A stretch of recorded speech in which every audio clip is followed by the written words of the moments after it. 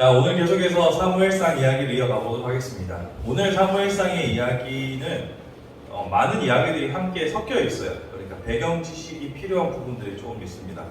그래서 잠깐 함께 살펴보고 메시지도 함께 나눠보려고 합니다. 자, 먼저 여러분 많이 들어보셨죠? 드디어 다윗이 그 아둘람 굴로 가게 됩니다. 아둘람 공동체가 만들어지게 됩니다. 이때 찾아오는 사람들 약 400명 정도 되는데 빚진 자, 환난당한 자, 마음이 원통한 자가 모였다라고 말합니다. 그렇게 아둘람굴 공동체가 형성이 되었어요. 그런데 이 아둘람굴이라는 곳을 생각해보면 생각보다 환경이 나쁘지도 않았지만, 여기서 나쁘지도 않았다는 것은 제가 자료를 찾아보니까 앞에 샘도 있고 살 수는 있는 데더라고요. 그렇죠? 우리가 생각하는 그런 광야 같은 곳까지는 아닌데 좋지는 않지만요. 마실 물이 있다는 것은 생활이 가능한 곳이죠. 생활은 되지만 그렇다고 해서 연로하신 분들이 살기에는 또 그렇게 녹록한 환경은 아니었던 것으로 보입니다. 그래서 다윗은 그의 부모를 다른 곳으로 모시게 되죠. 생각해보면 다윗은 막내였어요. 그렇죠? 아들들 중에 제일 막내였으니까 다윗이 장성한 이 시점에는 이새와 이새의 아내는 충분히 연로하여서 그런 야외 생활 혹은 낯선 곳에서의 생활이 쉽지 않았을 겁니다. 그래서 다윗은 이들을 모압 왕에게 데리고 가서 모압 지역에서 은신할 수 있도록, 생활할 수 있도록 배려해달라, 양해해달라고 이야기하는 것이 본문에서 나오죠. 왜 모압으로 갔을까에 대한 배경 지식을 알면 성경이 더 재밌게 읽히겠죠.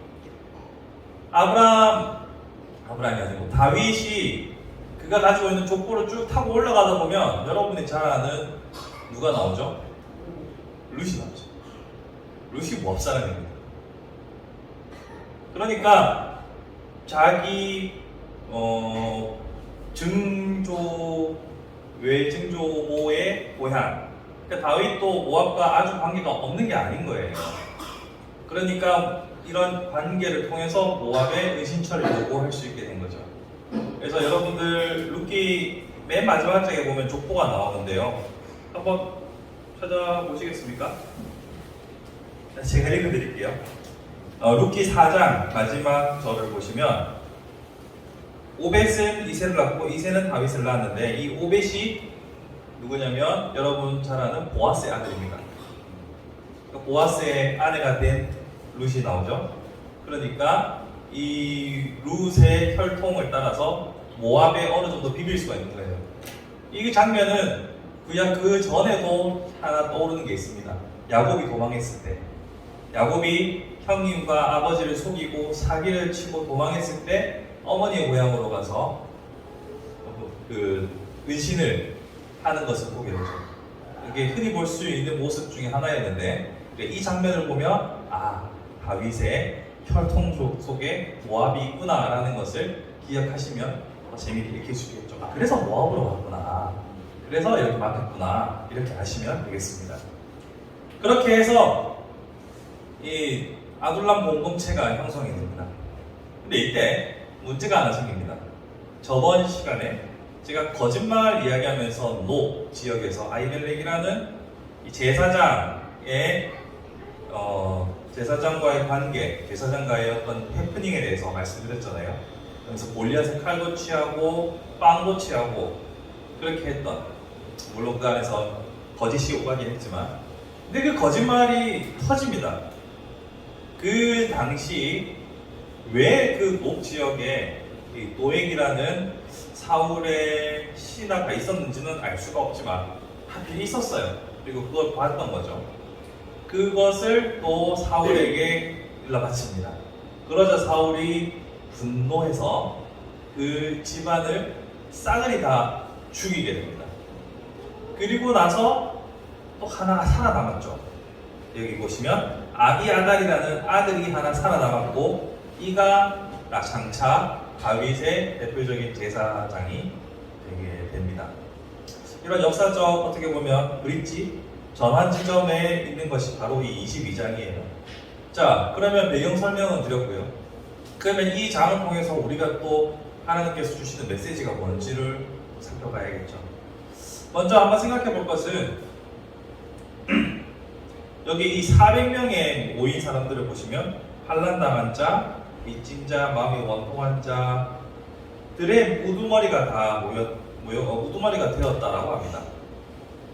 그런데 생각해 보세요. 이스라엘이 맨 처음에 사울을 왕으로 세울 당시에 이방과 같이 왕만 세워지면 모든 것이 해결될 것처럼 사람들이 생각했습니다. 그렇게 해서 하나님께서는 왕을 세워주셨고요. 그렇지만 사울이 왕이 된 이후에도 살림살이가 나아지지 않았고 여전히 인간사는 복잡 미묘하고 어려웠습니다. 그리고 원통한 자, 환난당한 자, 빚진 자는 여전히 존재했습니다. 이것은 우리에게 무엇을 보여줍니까? 세상의 정치와 세상의 어떤 해결책들이 궁극적으로 인간사 속에 있는 모든 어려움들의 답이 될 수가 없다는 점을 우리는 역사를 통해서 다시 한번 발견하게 됩니다. 그것이 비록 하나님께서 허락하신 왕이었다 할지라도 인간의 구조와 인간의 사회적인 능력 혹은 정치적인 능력이 모든 사람을 다 이롭게 할 수는 없다는 사실을 우리는 다시 한번 보게 됩니다. 결국 하나님께서 세상 만물을 주관하시면서 어쩔 수 없이 인간과 인간 사이에서 나타나는 죄로 인해 생기는 모든 문제들을 해결할 수 있는 하나의 어떤 해결책이 있다라고 생각하는 것은 신기루를 쫓는 것과 같다는 거죠. 여러분 마음속에 지지하고 있는 정당이 다 하나씩 있으시잖아요. 절대 말하지 마십시오. 금지입니다. 제가 얼마 전에 오랜만에 택시를 탔는데 택시 기사님이 일장 연설을 하시는 거예요. 그래서 제가 네 하고 초점 없는 눈으로 그만 듣고 싶은데 난 좀 오랜만에 운전 안 하고 그냥 쉬고 싶은데 계속 말씀을 하시는데 입을 틀어막을 수도 없고 어떻게 그렇잖아요. 정치적인 이야기가 오가기 시작하면 이게 끝이 없습니다. 그래서 미국에서는 3대 질문을 하면 안 된다면서요. 결혼 요구, 그 다음에 종교, 그 다음에 지지하는 정당. 이 세 가지는 절대 물으면 안 된다고 하더라고요. 우리도 정당은 묻지 맙시다. 말씀하지 마시고. 근데 각자가 생각하는 지지하는 정당이나 정치적인 철학들이 있으실 거예요. 그런데 우리가 기억해야 할 것은 그것이 모든 것을 해결하는 하나의 만능 열쇠 같은 것은 없다는 것을 우리가 알아야 돼요. 그것을 생각하지 못하고 계속 누군가에게 무언가를 강요한다면 우리는 대화가 단절되겠죠. 대화가 단절되면 사회적으로 고립되는 것도 문제지만 궁극적으로 우리의 복음이 막히잖아요. 우리가 복음을 전할 길이 막히는 거잖아요. 그러니까 뭔가 하나가 답이 있다라고 생각하고 막힌 체제로 생각하는 것이 아니라 열린 체계로 사람들과 소통할 수 있어야 한다는 것을 우리는 추측해 볼 수 있습니다. 또 하나 재미있는 것은요. 맨 처음 도액이 사울에게 보고할 때는 떡을 주고 칼을 주고 하나님께 물었다라고 말합니다. 근데 이거 왜곡이에요. 보세요. 10절에 아히멜렉이 그를 위하여 여호와께 묻고 그에게 음식도 주고 블레셋 사람 골리앗의 칼로 주더이다. 떡 주고 칼 준 건 맞는데 이것을 마치 다윗을 위하여서 그가 주도적으로 한 것처럼 설명하고 있죠. 근데 저번 시간에 봐서 아시겠지만 다윗이 간청하고 설득해서 얻어낸 거예요. 물론 도왔다라는 팩트는 맞지만 한 번의 왜곡이 일어났죠. 사람은 그 다음에 또 어떤 왜곡이 일어나냐면 또 딱 듣고 사울이 뚜껑이 열렸어요. 그래서 아히멜렉 부르죠. 그러고서 아히멜렉한테 뭐라고 합니까? 사울이 이르되 너 아히룹의 아들아, 그러니까 아히멜렉이에요. 12절입니다. 사울 13절 그에게 이르되 내가 어찌하여 이새의 아들과 다윗이죠. 공모하여 나를 대적하여 대적이라고요. 그에게 떡과 칼을 주고 그를 위하여 하나님께 물어서 그에게 오늘이라도 매복하였다가 나를 치게 하려. 네, 매복하였다가 나를 치게 하려 상상력의 날개를 달았습니다. 자 보십시오. 1차로 도액을 통해서 한 사람을 거치면서 살이 붙었죠. 그 다음에 또 사울의 머리에 들어가서 그의 의식 체계에 큰 진동을 준 다음에 엄청나게 부풀어졌습니다. 자, 여러분, 이처럼 사람은 있는 그대로 전달하는 사람 뭐라고 해야 되죠? 복사기 팩스가 아니잖아요. 우리는 어디까지나 우리의 선 이해를 통해서 사실을 받아들이고 그 사실을 재해석합니다. 이것이 정말 중요한 것은 우리도 사울처럼 하지 않으리란 법이 있나요? 사울을 보면서 와 진짜 끝까지 가는구나 막장이네 이렇게 생각하지만 정작 우리가 마음속에 급한 일이 혹은 답답한 일이 뭔가 절박한 일이 생기면 사울처럼 똑같이 우리는 살을 붙이고 왜곡하고 자기의 편리대로 해석할 거예요. 우리라고 사울 같지 않으리란 법이 없습니다. 그러기 위해서는 여러 가지 해결책이 필요하겠지만 평소에 훈련도 필요하겠지만 일단은 아까 말씀드렸던 닫힌 체계, 열린 체계를 한 번 더 생각해 볼 필요가 있어요. 내가 닫힌 체계로 이것만 해결하면 돼, 이것만 이 답이야 라고 생각을 하면 우리는 사울처럼 왜곡하기 더 쉬워져요. 근데 반대로 이것도 있고 저것도 있을 수 있다라고 생각하면 쉽게 사울처럼 뻥튀기가 안 돼요. 무슨 말씀인지 아시겠죠?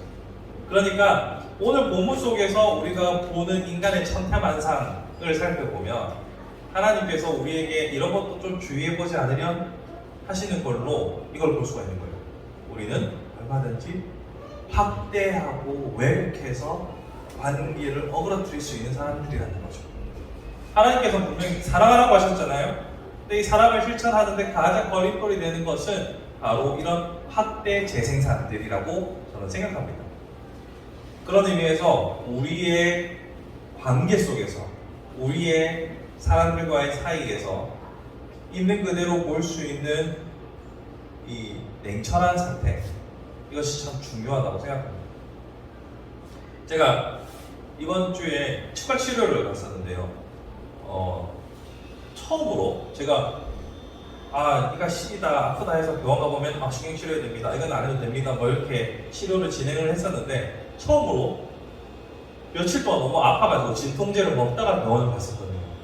마침 또 연휴였잖아요. 저번 주에 월요일 개최 목요일 해가지고 토요일부터 토, 일, 월 계속 진통제 먹다가 병원 갔었거든요. 이게 약간 부어있는 상태에서 마취주사를 맞으니까 마취주사도 평소보다 더 아프더라고요. 이게 평소 치과 치료할 때 안 부어있는 상태에서 주사를 바늘을 딱 꽂으면 그냥 따끔 이렇게 하는데 이번에는 부어있는 상태에서 찌르니까 아주 따끔하더라고요. 그것과 이거랑 비슷한 거예요. 우리의 마음속에 열린 체계로 넉넉하게 수용할 수 있는 마음의 준비가 되어 있지 않으면 외부에 들어오는 정보가 강하게 느껴지고 확대 왜곡될 수 있는 가능성이 더욱 커지는 거죠. 그러니까 평소 우리가 넉넉하게 수용할 수 있는 마음의 준비가 되어 있다면 우리는 이런 왜곡, 변질의 가능성을 현저히 낮출 수 있는 거예요. 자, 그러면 어떻게 해야 우리의 마음이 열린 상태와 평안함을 유지할 수 있을까? 다시 성령님께로 돌아가게 되는 거예요. 성령께서 주시는 마음은 이와 같은 평안함입니다. 예수께서 하나의 답만으로 이것은 옳고 이것은 그르다라고 하지 않으셨어요. 예수님께 찾아와서 어떻게 해야 잘 사는 겁니까? 어떻게 하나님 보시기에 합당한 겁니까? 라고 하면서 물었을 때 야, 바리새인처럼 하지 않으면 니들 천국 못 갈걸? 바리새인들이 얼마나 기준이 높아요.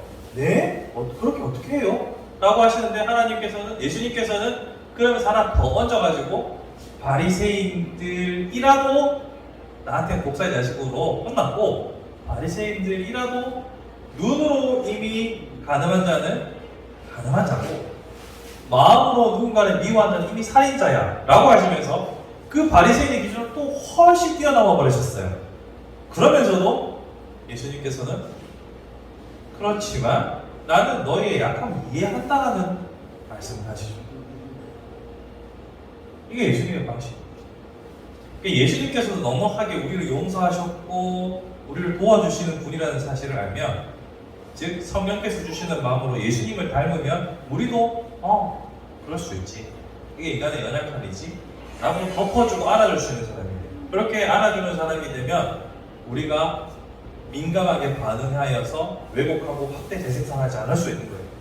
반대로 내가 예수님의 마음을 닮아서 예수님처럼 넉넉하게 수용하지 못하면 모든 들어오는 새로운 자극들이 강하게 여겨지고 공격처럼 느껴지고 그 외부의 자극으로 인해서 확대 재생산해가지고 관계를 어그러뜨리고 우리의 삶을 힘들게 만드는 결과를 낳게 된다는 거죠.